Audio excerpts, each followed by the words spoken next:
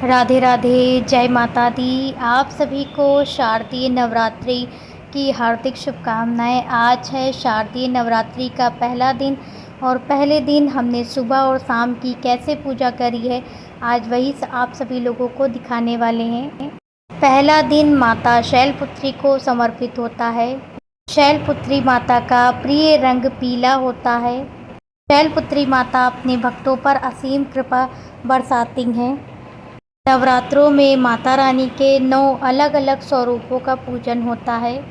पहले दिन घट स्थापना करना बहुत ही शुभ होता है और हमने भी पहले दिन घट स्थापना कर ली है। घट स्थापना के 2 शुभ मुहूर्त थे। मुहूर्त के ही अनुसार घट स्थापना हो गई थी। अब माता रानी की पूजा कर लेते हैं। चौकी हमने अच्छे से सजा दी थी। गणपति महाराज जी को भी विराजमान कर दिया था। माता रानी को भी नए वस्त्र और श्रृंगार माता रानी का भी कर दिया था। माँ को भोग लगाने के लिए सारी वस्तुएं निकाल कर रख लिए थे। सारा भोग माता रानी के समक्ष रख दिए थे। आज के दिन माता शैलपुत्री की पूजा होती है और माँ को प्रिय रंग पीला होता है और हमारी राधा रानी ने भी पीले रंग की पोशाक धारण करी है।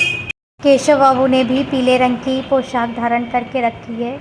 पीला रंग आज के दिन माता रानी को बहुत प्रिय है। हमारे केशव बाबू के दर्शन कर लीजिए, किशोरी जी के दर्शन कर लीजिए, बड़े वाले राधा कृष्ण जी के दर्शन कर लीजिए, कुंजू बाबू और बिहारी जी के दर्शन कर लीजिए।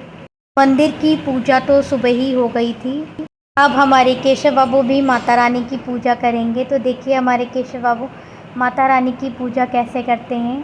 केशव बाबू कह रहे थे कि हम भी माता रानी की पूजा करेंगे, तो केशव बाबू भी आ गए हैं माता रानी की पूजा करने। माता रानी को पुष्प चढ़ा दिया है और माता रानी से आशीर्वाद लेंगे। माँ दुर्गा की पूजा, जगत जननी माँ की पूजा सभी करते हैं। हमारे केशव बाबू भी माता रानी की पूजा करने आए हैं और आशीर्वाद ले रहे हैं। अब केशव बाबू को मंदिर में ही विराजमान कर देंगे। दीपक जला लिया है, माता रानी को भोग भी लगा दिया है। माता रानी का श्रृंगार भी हो गया है। कितनी प्यारी लग रही है माता रानी। पुष्प और धूप दीप से माता रानी का पूजन करेंगे और माता रानी से हाथ जोड़कर प्रार्थना करेंगे। फिर माता रानी के लिए भोग बनाएंगे। नवरात्रों में सभी का ही व्रत होता है। कोई पहला आखिरी रहता है और कोई नव के नव व्रत रहते हैं। सुबह दहलीज पूजन भी कर लिया था और देखिए दहलीज पूजन भी हो गया है। सभी लोगों को दहलीज पूजन कैसा लगा। माता रानी का आगमन भी हो गया है। अब पूजा माता रानी के करने के बाद हवन कर लेंगे। हवन करने के बाद आरती करेंगे और पूजा पूर्ण हो जाएगी। पहले गणपति महाराज जी का ध्यान करते हुए हवन कुंड को प्रज्वलित करेंगे। पंचदेवों का ध्यान करेंगे और नवग्रहों का ध्यान करेंगे और फिर माता रानी का ध्यान करते हुए हवन करेंगे। नवरात्रों में हवन करना बहुत ही शुभ होता है। नवरात्रों में माता रानी को हवन के ही द्वारा भोग लगाया जाता है। जो भी कुछ हम लोग हवन में डालते हैं वो माता रानी के पास जाता है और उसी का ही भोग लगता है। अब हवन होने के बाद आरती करेंगे माता रानी की। पहले गणपति महाराज जी की आरती करेंगे, फिर माता रानी की आरती करेंगे। घट स्थापना का मुहूर्त 11:50 से 12:38 तक की था, तो तभी पूजा करना प्रारंभ किए। पूजा करते करते 1 से 1.5 घंटे से ऊपर लग गया। माता रानी की आरती करेंगे। केशव बाबू की आरती तो सुबह ही हो गई थी। मंदिर में पूजा तो सुबह ही हो गई थी। केवल और केवल माता रानी की पूजा करनी रह गई थी। अब माता रानी की भी आरती कर लेंगे।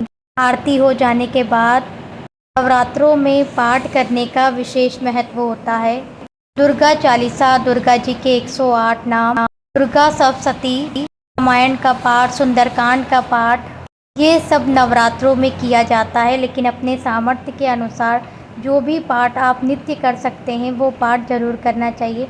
हम यहाँ पर दुर्गा चालीसा जी के पाठ कर रहे हैं और दुर्गा जी के 108 नामों का जाप करेंगे। और माता रानी श्री भैरव तारण जग तारणी, छिन्न भर भव दुख निवारणी, के हरि वाहन सोहत भवानी, लांगुर वीर चलत अगवानी, करके खप्पर कटर विराजे, जी को देख काल डर भागे, सोहे अस्त्र और त्रिशूला, जाते उठत शत्रु वह कीला। नगर कोटि में तुम्हें विराजे, तिहि लोक में डंका बाजे। सुम निसुम दानव तुम मारे, रक्त बीज रणसंग संघारे। महिषासुर अति अभिमानी, जेहि अध भार मही कर अकुलानी। रूप कराल काली को धारा, सेन सहित तुम ही संघारा। परी कर्ण संतन पर जब जब भय सहाय, मातु तुम तब तब अमरपुरी। और सुबह की पूजा हो गई थी, माता रानी को भोग भी लगा दिया था। अब ये शाम का समय हो गया है और शाम के समय स्नान करने के बाद में पूजा की सारी तैयारी कर लिया है, दीपक भी प्रज्वलित कर लिया है।